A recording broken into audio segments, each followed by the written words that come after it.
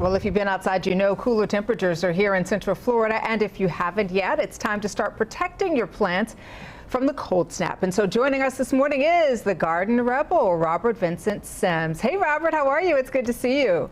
Good freezing morning to you. Freezing is the operative word, my friend. So Yes. how do we keep our plants from freezing?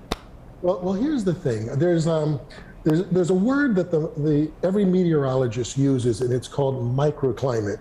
In this particular cold snap, we're going to have frost. We're going to have light, medium, and something called a heavy frost. The heavy frost is a scary one. That's going to be more in the outlying areas. So if you're in Winter Park, if you're in an area that has a lot of trees, the trees radiate a lot of heat, and you all will be golden. You will have little or very minor damage. But let me tell you about the microclimates. For those of you that will be getting a medium frost as well as a heavy frost, you really need to cover. We don't use plastic ever because it is a poor insulator. So we use cloth materials. Now, one thing that everybody has been trained to do is put sheets on, but I'm here to tell you, 2 sheets are better than 1, 3 sheets are better than 2.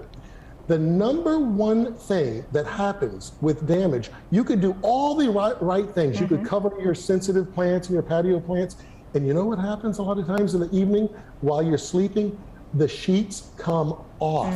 That's a problem because you've already done the work, and you're out there and you're cold, you might be catching a cold, and so you want to take some clothespins. Go to the cheapest store, buy the biggest bag of wooden clothespins and the largest clothespins you can get. And when you're wrapping with your blankets or your sheets, use those clothespins to tie everything. So in case the wind picks up, and sometimes it does, you could go to bed and there's no wind. And then in the middle of the night, there's a lot of wind and you wake up and those sheets are on the ground. So that's a problem. By the way, but in addition to sheets, you could also use blankets like this. This is a fleece blanket, and they're good as well, but the same thing. You're gonna need to maybe take some twine and wrap your sensitive plants, particularly your patio plants, which are known in the trade as the foliage plants. Your little palms, your Dieffenbachias, your spathiphyllums, which are the peace lilies, those types of plants are the most important to cover. So let me ask you this, because I do use blankets. I don't use the sheets, I use the blankets, but still exactly what you said, sometimes they blow off, right? So that was great advice to wrap them with the twine. But you talked about plants that you have on your patio, right? Are those some of the plants that maybe you should just take inside?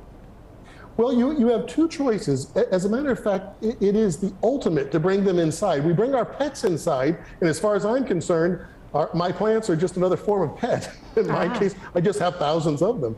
So what we use a lot of times is an old car mat, because instead of throwing it away when you get a new car mat, they have the real long ones that go all the way across the floor of the truck or the car, and we put that down. Or you could use, some people will use cardboard and put that down, then bring all the plants in there.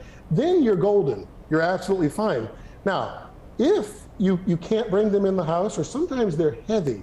For the heavy plants, what a really smart thing to do is to get the little stands that are on wheels, because they're too heavy. You can get hurt. So have someone help you put them on those little stands, and then what you do is you roll them to a corner.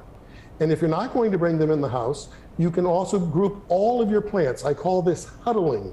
So once you get everything in a corner of the patio, which protects them from the wind, right? Then you can cover the whole group. What great advice. I love that idea. So you can huddle the plants together, cover them up, they're with their friends, so they're happy, and then also they're staying warm at the same time. That is really good advice. You have to huddle with a friend, a plant friend, absolutely. There you go. Robert Vincent Sims, great advice. Thanks so much for joining us. Stay warm, keep your plants warm, which I know you will. We'll see you again.